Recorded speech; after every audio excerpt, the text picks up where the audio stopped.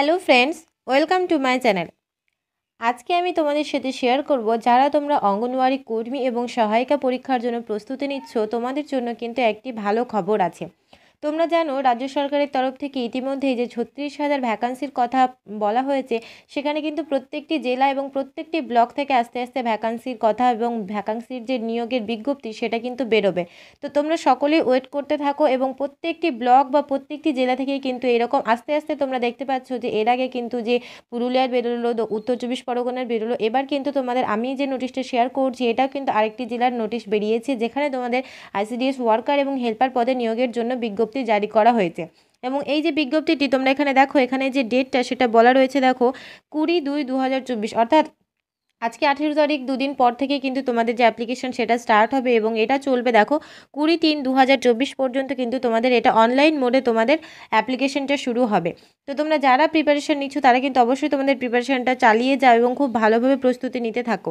এবং দেখো এর শেষে, ভিডিও শেষে আমি তোমাদের এই যে যেই জেলার আমি বলছি যে নোটিফিকেশনটা বেরিয়েছে, সেই জেলারই কিন্তু এক্সামের ডেট অর্থাৎ রিটেন এক্সাম কেমন হবে, তোমাদের সিলেবাস কী কী রয়েছে, তোমাদের যে নতুন রাজ্য সরকারের নিয়ম অনুযায়ী যে নতুন তোমাদের কোয়ালিফিকেশান সেটার কি চেঞ্জ হয়েছে, সব কিছু আমি A to Z এই ভিডিওটির মাধ্যমে তোমাদের শেয়ার করে দেবো। তাই তোমরা ভিডিওটি ধৈর্য সহকারে প্রথম থেকে শেষ পর্যন্ত দেখতে থাকো।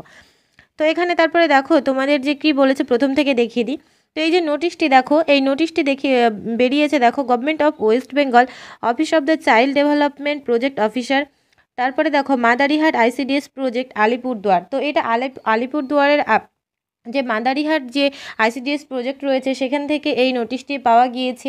এবং এরপরেও এই আলিপুরদুয়ারের আরও যে ব্লকগুলো বা জেলাগুলোর ব্লক রয়েছে আলিপুরদুয়ার ডিস্ট্রিক্টের, সেই প্রত্যেকটি ব্লক থেকে অর্থাৎ টোটাল 4টি ব্লক থেকে কিন্তু তোমাদের নোটিফিকেশান বেরিয়েছে। আমি আস্তে আস্তে সবগুলো আলোচনা করে দিচ্ছি। তো এটা ফার্স্টে আমি মাদারিহাটের যে নোটিশটা সেটা ওপেন করছি এবং এখানে তোমাদের সবটা দেখিয়ে এবং বুঝিয়ে দিচ্ছি। তো দেখো নোটিশটি কিন্তু 9 তারিখে বেরিয়েছে এবং 9 তারিখের পরে তোমাদের যে অ্যাপ্লিকেশান শুরু হওয়ার ডেট সেটা আমি প্রথমেই বলে দিলাম যে তোমাদের অ্যাপ্লিকেশান শুরু হচ্ছে আগামী 20 তারিখ থেকে এবং 20 মার্চ কিন্তু তোমাদের লাস্ট ডেট রয়েছে, যেখানে তোমাদের অনলাইনে আবেদন করতে হবে। সময়টা দেখো 10 AM, অর্থাৎ তোমাদের সকাল 10টা থেকে কিন্তু সন্ধ্যা 5:30 পর্যন্ত তোমরা এই সময়ের মধ্যে অ্যাপ্লাই বা অনলাইন আবেদন কিন্তু করতে পারবে। আর এখানে কিসের জন্য বলা হয়েছে দেখো, যে এখানে কিন্তু শুধুমাত্র ফিমেল ক্যান্ডিডেটরাই অ্যাপ্লাই করতে পারবে। এটা তোমরা সবাই জানো যে ফিমেল ক্যান্ডিডেট আইসিডিএস প্রজেক্ট মানে সেখানে ফিমেল ক্যান্ডিডেটদের কি আইসিডিএস হেল্পার বা ওয়ার্কার হিসেবে নেওয়া হয়। আর এই যে নোটিশটি এটি কিন্তু আইসিডিএস অর্থাৎ অঙ্গনওয়াড়ি হেল্পার বা AWH অঙ্গনওয়াড়ি হেল্পার হিসেবে নিয়োগের যে বিজ্ঞপ্তি, এটি কিন্তু আমি তোমাদের সাথে শেয়ার করছি। তো এখানে দেখো তারপরে তোমাদের যে বলা রয়েছে যে তোমাদের এখানে কি কি জিনিস লাগবে বা তোমাদের কি কি তোমাদের কোয়ালিফিকেশান রয়েছে সেটাও এখানে নেক্সট ভিডিওতে আমি বলে দিচ্ছি। তো দেখো এখানে তোমাদের রেসিডেন্স অর্থাৎ তোমাদের যে রেসিডেন্সিয়াল সার্টিফিকেট হিসেবে তোমাদের যেই অঞ্চলের বাসিন্দা সেই হিসেবে, তো অর্থাৎ তুমি যদি কোনো গ্রাম পঞ্চায়েতের বাসিন্দা হও সেখানে তোমাদের পঞ্চায়েত সার্টিফিকেট বা তোমাদের MLA থেকে সার্টিফিকেট নিতে পারো, বা তোমরা শহর অঞ্চলের এলাকার যদি বাসিন্দা হও সেখানে কিন্তু তোমাদের রেসিডেন্সিয়াল সার্টিফিকেট লাগবে। অর্থাৎ তুমি যেই অঞ্চলের বাসিন্দা সেই অঞ্চলের তোমার যে সত্যিই তুমি বাসিন্দা সেই হিসেবে কিন্তু তোমাদের প্রুফ বা সেই আইডেন্টিফিকেশন তোমাদের লাগবে। নেক্সট তোমাদের এজ বলে দেওয়া রয়েছে। তো দেখো এই যে ডেট বলা রয়েছে 1/1/2024, অর্থাৎ 1 জানুয়ারি 2024 থেকে তোমাদের এখানে বয়স বলে দেওয়া রয়েছে একটা বাধা ধরা, যে 18 থেকে 35 বছর হলে তবেই কিন্তু তোমরা আবেদন করতে পারবে। আর তোমরা জানো এর আগে কিন্তু যেই আইসিডিএস ওয়ার্কার এবং হেল্পার পদে নিয়োগ হতো সেখানে কিন্তু একটা মিনিমাম কোয়ালিফিকেশান যেটা মাধ্যমিক পাস ছিল, কিন্তু এখন যে রাজ্য সরকারের নতুন নিয়ম সেই অনুযায়ী কিন্তু শুধুমাত্র মাধ্যমিক পাস হলেই হবে না, সেখানে কিন্তু তোমাদের উচ্চ মাধ্যমিক পাস হতে হবে। সেটা ওয়ার্কার হেল্পার দুজনের ক্ষেত্রেই প্রযোজ্য একই যোগ্যতা। তো এটা পরে বলে দিচ্ছি দেখো। তো এখানেই তোমাদের দেখো এডুকেশনাল কোয়ালিফিকেশান যেটা বলা রয়েছে সেটা HS পাস, অর্থাৎ যে কোনো শাখা থেকে তুমি যদি 12 পাস বা HS পাস করে থাকো তবেই কিন্তু তুমি এখানে আইসিডিএস হেল্পার বা আইসিডিএস ওয়ার্কার পদের জন্য আবেদন করতে পারবে। এখানে দেখো ভ্যাকান্সির একটা লিস্ট দেওয়া রয়েছে, ক্যাটাগরি ওয়াইজ যে ভ্যাকান্সি তোমাদের রয়েছে সেটা বলা রয়েছে দেখো। এখানে প্রথমে যেই তোমাদের গ্রাম পঞ্চায়েতগুলো রয়েছে ওই মাদারিহাটের আন্ডারে, তো সেখানে 3টে পঞ্চায়েত থেকে ভ্যাকান্সি টোটাল দেখে নাও। প্রথমে 4টি এবং তারপরে 6টি এবং তারপরে আবার 4টি ভ্যাকান্সি রয়েছে। এবং UR অর্থাৎ জেনারেলের ক্ষেত্রে তোমাদের ভ্যাকান্সি বলা রয়েছে, SCর ক্ষেত্রে, STর ক্ষেত্রে এবং OBC বা জেনারেল যারা রয়েছে এবং PH যারা রয়েছে অর্থাৎ ফিজিক্যাল হ্যান্ডিক্যাপ তাদের ক্ষেত্রেও তোমাদের এখানে ভ্যাকান্সি আলাদা আলাদা করে কিন্তু এখানে রিজার্ভ করা রয়েছে। তো সেগুলো তোমরা একটু ভালোভাবে দেখে নেবে। তো তারপরে তোমাদের এখানে দেখো কী কী ডকুমেন্টস তোমার এখানে লাগবে অ্যাপ্লিকেশন, অর্থাৎ তোমরা যে অনলাইন আবেদন করবে সেখানে তোমাদের কী কী অ্যাপ্লিকেশনের সঙ্গে তোমাদের কী কী ডকুমেন্টস চেয়েছে সেটাও বলা রয়েছে। তো এখানে তখন প্রথমে যেটা একটু আগে বললাম যে রেসিডেন্সিয়াল সার্টিফিকেট চেয়েছে, তারপরে তোমার যে তুমি যে মানে তোমার যে এইচএস পাস আছে সেই হিসেবে তোমার মার্কশিট লাগবে, তারপরে তোমার যে ডেট অফ বার্থ হিসেবে তোমরা এখানে অ্যাডমিট অ্যাপ্লাই করতে পারো। তারপরে দেখো এখানে তোমাদের এজ প্রুফ হিসেবে কিন্তু তোমাদের যে মাধ্যমিক পাশের অর্থাৎ যে 10th লেভেল পাশের যে তোমাদের অ্যাডমিট রয়েছে সেটাও কিন্তু এখানে শো করতে পারো। এবং তোমাদের যদি কোনো কাস্ট থেকে থাকে অর্থাৎ এসসি এসটি ওবিসি বা এরকম যদি বা তোমাদের এরকম যদি কাস্ট থেকে থাকে তাহলে কিন্তু সেই কাস্টের একটা প্রুফ অর্থাৎ যেটা আমরা বলি কাস্ট সার্টিফিকেট সেটা কিন্তু এখানে চেয়েছে, আর সেটা কিন্তু অবশ্যই তোমাদের সাব ডিভিশনাল অফিসারের থেকে অ্যাপ্রুভ হওয়া লাগবে। তারপরে তোমাদের এখানে দেখো যারা ফিজিক্যাল হ্যান্ডিক্যাপ রয়েছে তাদের জন্য সেই সার্টিফিকেট লাগবে, এবং তোমাদের যে আইডেন্টিটি প্রুফ অর্থাৎ তোমরা যে সেই অঞ্চলের বাসিন্দা বা তোমাদের যে আধার কার্ড বা প্যান কার্ড বা তোমাদের এখানে ভোটার কার্ডও কিন্তু তোমাদের এখানে আইডেন্টিটি প্রুফ হিসেবে এগুলো চেয়েছে।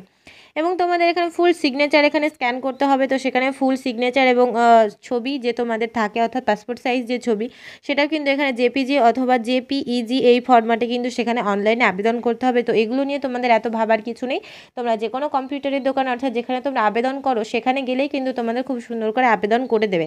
আর আবেদন করার সময় কিন্তু তোমরা নিজেরা ভালো করে ব্যাপারটা দেখে নেবে, কারণ আবেদন করার সময় হয় তোমার যেহেতু নিজস্ব দায়িত্ব যে তুমি তোমার আবেদনটা করা হচ্ছে, সেক্ষেত্রে কিন্তু তোমাদের A to Z খুঁটিনাটি ভালোভাবে জেনে এবং বুঝে আবেদন করা উচিত। তো সেখানে তোমরা আবেদন হচ্ছে তো হচ্ছে, তোমরা বসে থাকবে না, সেটাও খুঁটিনাটি তোমরা ভালোভাবে আবেদন করা হয়ে গেলে একবার চেক করে নেবে যে সেখানে কোনো ভুলভ্রান্তি বা কোনো কিছু মিস্টেক আছে কি না।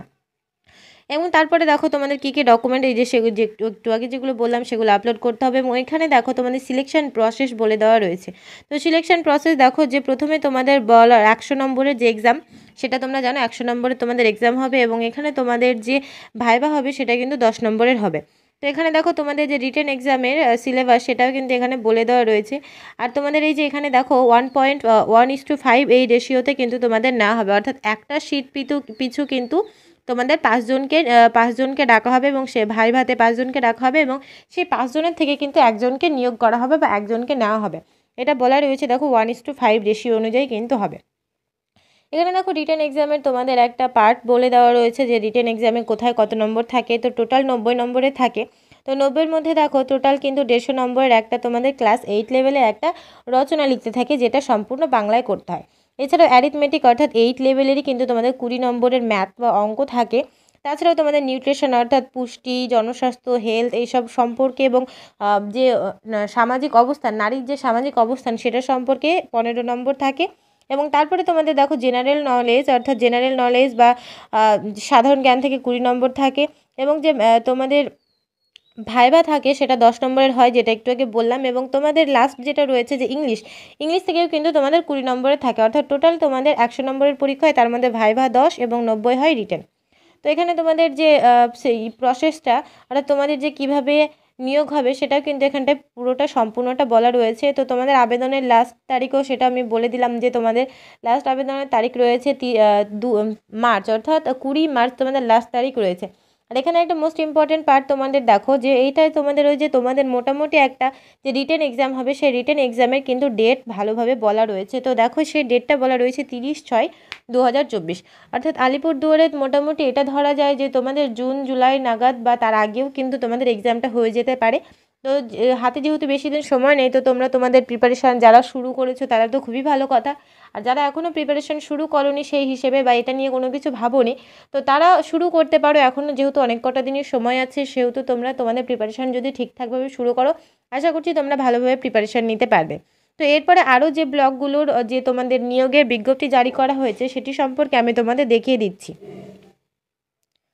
তো দেখো আমি এখানে যে নোটিশটা ওপেন করেছি তোমরা দেখতেই পাচ্ছ যে notice for direct selection of anganwadi helper 2024, অর্থাৎ 2024-এর যে অঙ্গনওয়াড়ি হেল্পার পদে নিয়োগের জন্য বিজ্ঞপ্তি সেটি আমি ওপেন করেছি। তো এখানে তোমরা একটু ভালোভাবে দেখে নাও, এখানে সবগুলো তোমাদের আলিপুরদুয়ারের যেসব তোমাদের জেলাগুলো ব্লকগুলো রয়েছে এখানে কিন্তু 10টা ব্লকের নাম বলা রয়েছে, তোমরা দেখতেই পাচ্ছ। তো এখানে যে ব্লকগুলো আছে সেই প্রত্যেকটি ব্লকেরই কিন্তু এখানে তোমাদের প্রত্যেকটি প্রজেক্টেরই কিন্তু তোমাদের এখানে নোটিশ বা নিয়োগের বিজ্ঞপ্তি জারি করা হয়েছে। তো দেখো প্রথমে এখানে বলা রয়েছে দেখো আলিপুরদুয়ার 2, তারপর এখানে আলিপুরদুয়ার 2 হ্যাঁ, তারপরে এই যে এখানে ফালাকাটা রয়েছে, তারপরে কালচিনি রয়েছে, তারপরে আরও যে প্রজেক্টগুলো মাদারিহাট, এগুলো প্রত্যেকটি প্রজেক্টেরই কিন্তু এখানে নিয়োগ বিজ্ঞপ্তি জারি করা হয়েছে। আর এই যে এখানে তীর চিহ্ন দেখছো, এটা থেকেই কিন্তু তোমরা পিডিএফ ডাউনলোড করে নিতে পারবে। যারা যেই ব্লক থেকে বিলং করো সেই ব্লকের কিন্তু প্রত্যেকটির পিডিএফ ডাউনলোড করে ভালো করে জেনে বুঝে তবে কিন্তু তোমরা আবেদন করবে।